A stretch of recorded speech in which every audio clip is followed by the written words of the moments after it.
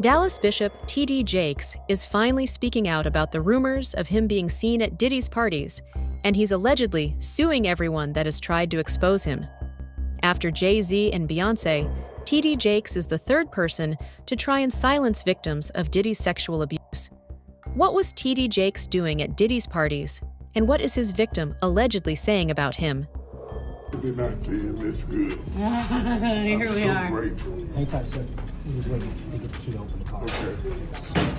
I'm grateful to y'all, all the people who prayed, all the people who texted, all the people who had prayer vigils, all the people who were concerned and sent love and sent notes. Just grateful.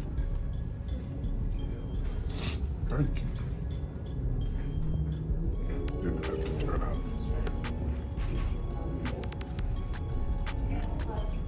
Just grateful. Not afraid to die. Don't want to hurt my kids. The people who love me, the church who needs me, the world who called me, the God who sent me. Sometimes you just gotta be grateful. On the 25th of November, Bishop T.D. Jakes filed a defamation lawsuit against fellow pastor Dwayne Youngblood. Pastor Youngblood claimed that T.D. Jakes had tried to sexually assault him when he was just 18 years old, and had even tried to abuse him in the church during service. Youngblood allegedly had witnesses and phone records to back up his claims, and the things he was saying were horrifying. Since then, Bishop Jakes has been named in a lawsuit in connection to Diddy, and even been mentioned by Cat Williams as being a pedophile. Home, he says, come on in, let's talk. You can't even imagine being 18, 19 years of age. This person is killing it, and they're saying to you, come on in, let's talk. And so I did. I went in. We sat down at a very long dining room table in a room that she had. And for 2 hours, it was unbelievable. Pouring of heart, crying, him talking about my father. We talking about these scenarios. And I inwardly just knew I had finally found someone who could get it. Someone who understood. I'm sitting at this table, and for the first time talking to any man, I got tears coming down my face because somebody gets me.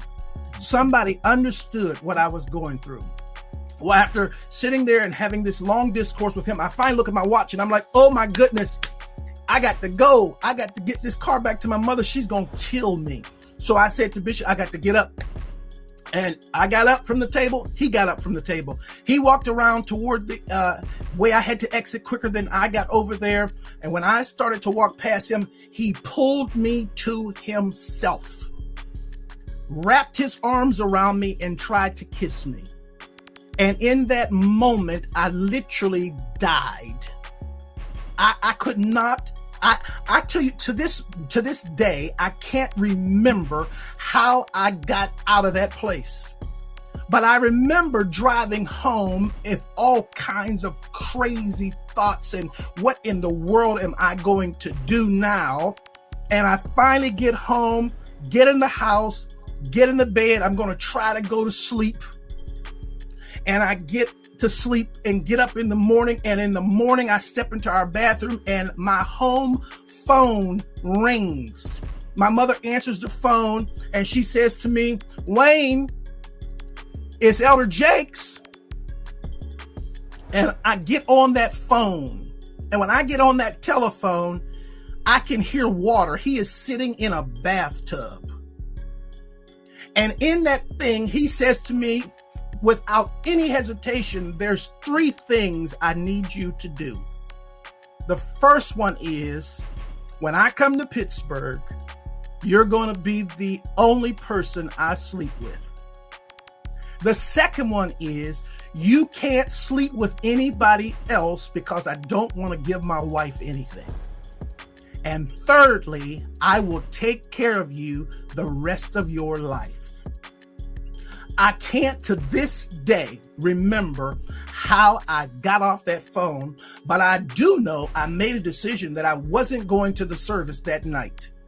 And eventually I told my mother, I'm not going to go to the service tonight. She says, no, no, no. You know, we got a rule in this house. If we go, you go. I never told her what he had done. I went to church, and the most humiliating thing imaginable happened that night at church. Bishop Jakes, getting up to preach, speaks into that microphone. I'm going to ask young minister Youngblood to read for me. And after all of that drama of the last 24 hours, I had to read before he preached. T.D. Jakes was first mentioned as an accomplice on Diddy in Lil Rod's lawsuit, where Lil Rod claimed that Diddy was allegedly using T.D. Jakes' religious influence to improve his image. Allegedly, T.D. Jakes helped Diddy get access to new victims and was using his position as leader of the Potter's House to rehabilitate Diddy's image. T.D. Jakes has so far denied any wrongdoing, but he has also been quiet about being at Diddy's parties. World-renowned Dallas pastor T.D. Jakes is named in a federal lawsuit against musician Sean Diddy Combs. It's filed by a producer that worked with Combs. It discusses how the singer planned to leverage his relationship with the bishop to soften the impact on his public image of Casey Ventura's lawsuit. Ventura is a former girlfriend of Combs who filed her own lawsuit in November alleging abuse, violence, and sex trafficking. Meanwhile, Combs' lawyer is criticizing the raids at two of the hip-hop mogul's homes in a federal sex trafficking investigation. He called them an unprecedented ambush. It comes as we're getting a new look inside Combs' L.A. house after the search by federal agents. Carter Evans has details about what the feds have uncovered so far. Guns, cell phones, and other electronics are among the items taken from the homes of music mogul Sean Diddy Combs, according to a source familiar with the search warrant performed by federal agents at his properties in Los Angeles and Miami. TMZ says this video shows the aftermath of the raid inside Combs' LA mansion. Drawers empty, documents scattered, and safes opened and searched. Hours after the raid started, Combs was seen walking around the Miami Opa-locka airport, according to TMZ, which also obtained this video. Later, at the same airport, authorities arrested Combs' associate, Brendan Paul, and charged him with drug possession. In a civil suit filed against Combs by former music producer Rodney Jones, Paul was accused of being a drug and gun mule who allegedly aided Combs in sex trafficking. Yesterday, Diddy's lawyer called the law enforcement action nothing more than a witch hunt based on meritless accusations made in civil lawsuits. Could this federal investigation have come out of these private lawsuits? Oh, absolutely. If it involves sex trafficking or drugs or weapons or other illegal behavior. Lori Levinson is a former federal prosecutor. They've decided this is worth a lot of resources across the country. So once they've done these searches, they have evidence to follow up on. And if they've got it, they'll move on it. We still here, you're rocking with the best. Even though Combs has not been publicly named as a target of the investigation, he says he's now prepared to fight to clear his name. Interestingly, however, there are several witnesses that claim to have seen T.D. Jakes at Diddy's all-white parties and freak-offs. Gene Deal was one of these people, and allegedly he saw T.D. Jakes too, and couldn't understand why a religious figure like him would be close to Diddy. Gene Deal had previously hinted about pastors being connected to Diddy, and how these wolves are really dressed in sheep's clothing. People know how certain people act after one drink, 2 drinks. And if those girls was drinking out those bottles that he said Diddy laced, and he could show on camera, and he could show that some people had passed out or some people were acting a certain way after they had those drinks,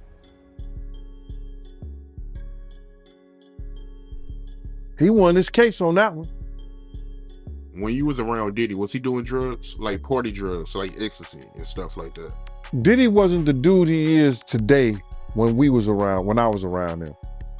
You understand? He had just started, when I was about to leave, he had just started with because he never smoked weed, he never smoked cigarettes, I never seen him do cocaine or none of that shit. You understand? He would have it for people to do it. You understand? It's certain certain of his girls liked to do it, and he would make sure it would be there. But he wasn't the one that did it. Diddy didn't start getting hooked on drugs until he got hooked on those painkillers. After he got hooked on those painkillers, he started drinking more, because he wouldn't even drink hard liquor.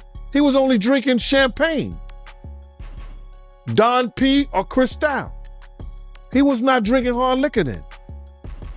Yeah, that's real talk, man. And he also claims that, Diddy, he was using TD Jakes to fix his image. You believe that? Well, we saw that to be true anyway.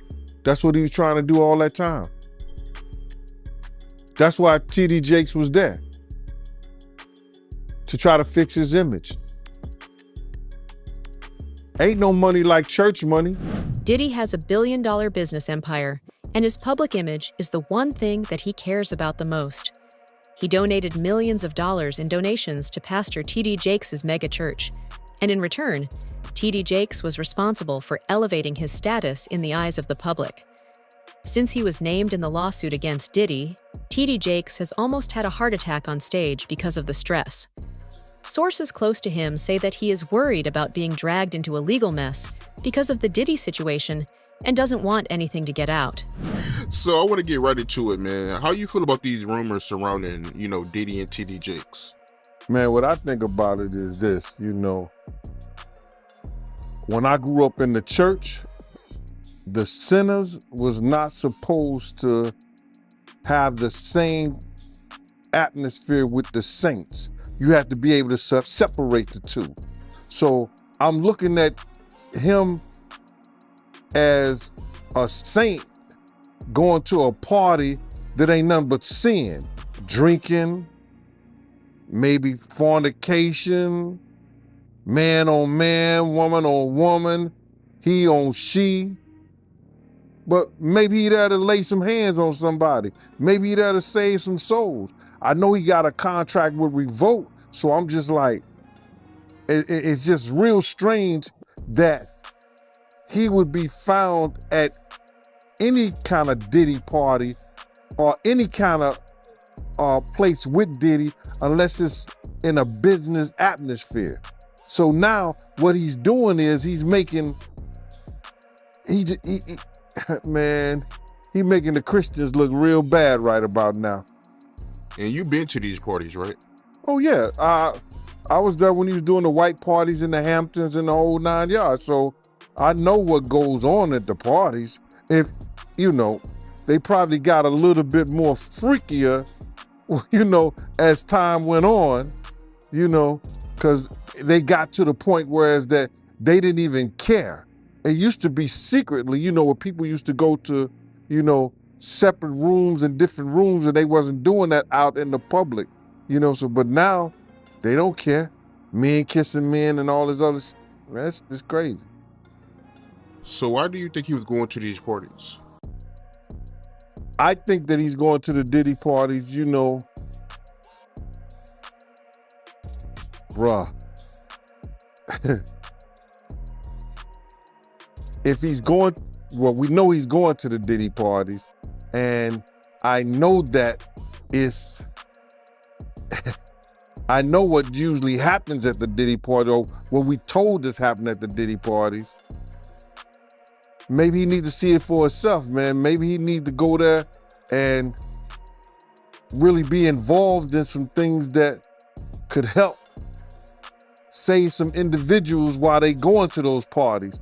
Or maybe he just going to, man, it's hard to even talk about. Why would you find a religious man, when you know that the saints supposed to separate themselves from the sinners, and why would a religious man like himself be at a party which ain't nothing but sin that's going on, bro? Whether it's drinking, maybe fornicating, maybe, like I said, men on men, women on women. It's hard to put in perspective unless he's involving himself what is actually going on at the parties. It's hard, brother. bruh, you can't, I really don't know why, as a spiritual advisor to him, that they buddy while he got a party with him like that and be at his parties. It's got to be, maybe it's something more that meets the eye. There have been reports that a pastor has been seen on the tapes that were collected from the raids on Diddy's mansion in Miami. The feds haven't confirmed which pastor this really is, but if Gene Deal and alleged victims are to be believed, this person is actually T.D. Jakes. These tapes are the main reason that T.D. Jakes is worried. He knows that if these tapes get out into the public, his career is going to be destroyed, and he could go to jail too. None of the people who are his celebrity friends is going to speak or say nothing until they're either contacted or they know what they really got. So you feel like they might be worried that they might be on tape at one of Diddy parties doing something they wasn't supposed to be doing? I think that the celebrities that may be worried is because what Lil Rob said. Lil Rob said in his affidavit that Diddy had every room taped and bugged.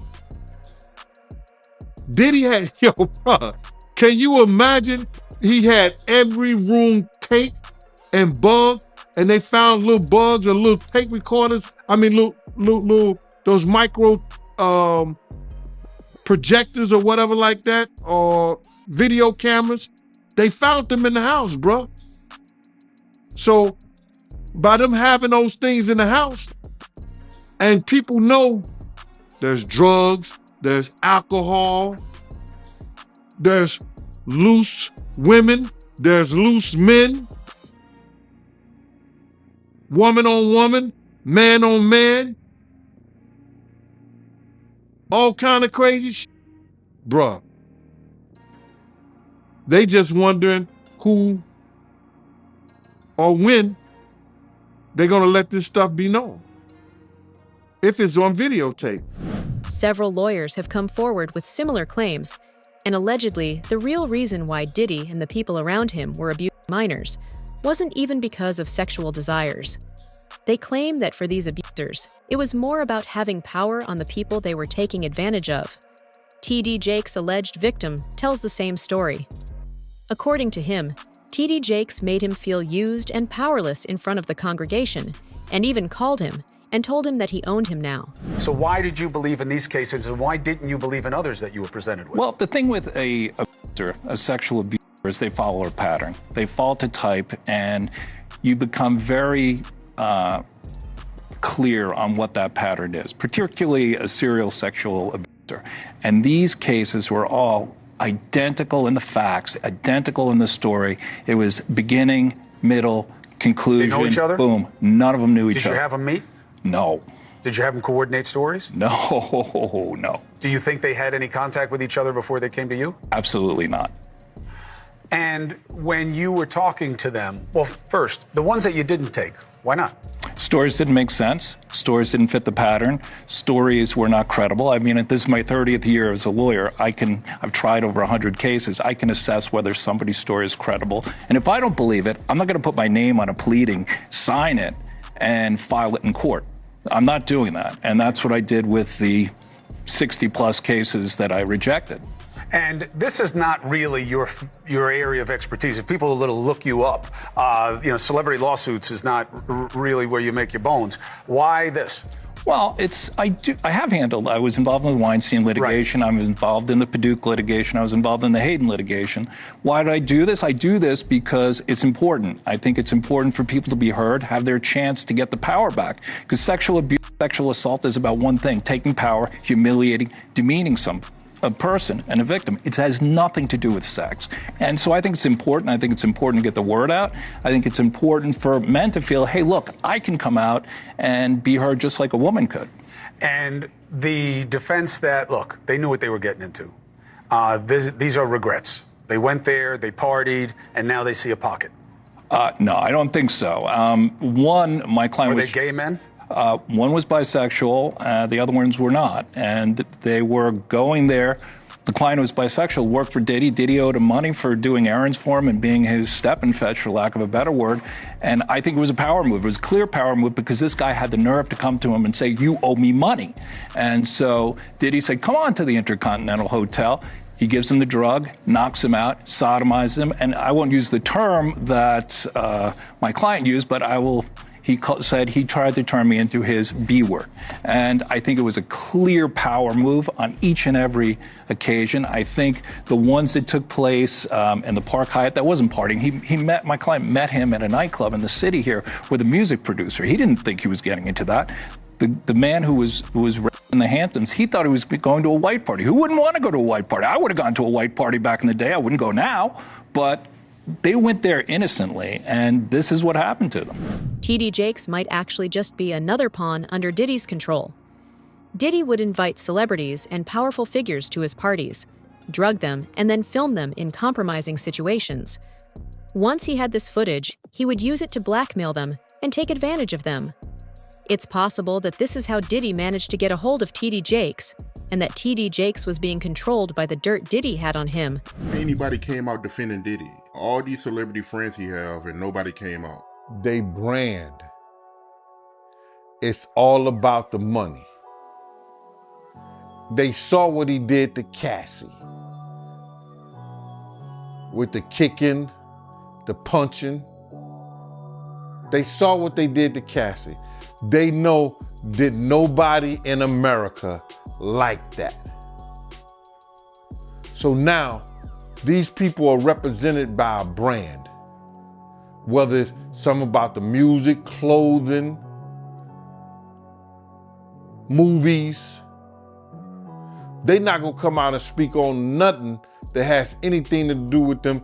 And they praying that they not on the tape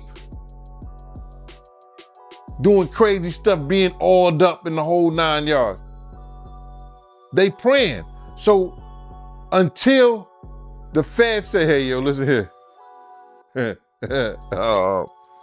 We got you on, hey buddy, we got you on this tape, and girl looked like she was pretty young. We're not gonna show it, but we need you to come and testify against Brother Love, P. Diddy, Puff Daddy, you know, Sean Combs. That's when they're gonna start talking. And they're not gonna be talking in his favor.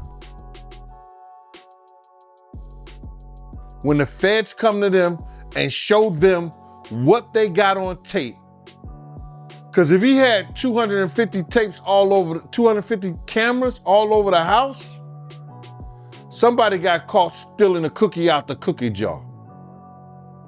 It could be your favorite pastor. It could be your favorite politician. But they didn't think they was being watched, and Brother Love was watching. Yeah, I mean, T.D. Jakes, he haven't even came out and said anything. And him and Diddy was real cool. Amen. Amen. Yeah, man. And I know the people in the congregation over there is shaking in their boots because this man didn't led them probably, allegedly probably led them to damnation, because those people's hearts are gonna be broken if that man is seen on those tapes doing anything. Because people always put their faith in the pastor instead of putting their faith in God. And what they need to do is understand that he's just a man. And he has a history. It's not looking too good for him. So you feel like celebs are worried that they might be on tape? Oh, they know. That's why they ain't speaking up or saying nothing. Yeah, I was at a Diddy party, but I know I ain't do nothing.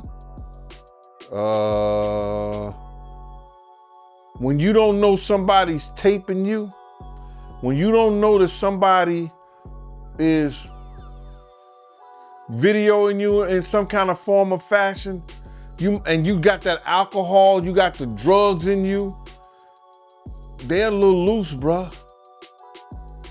They let down all their inhibitions.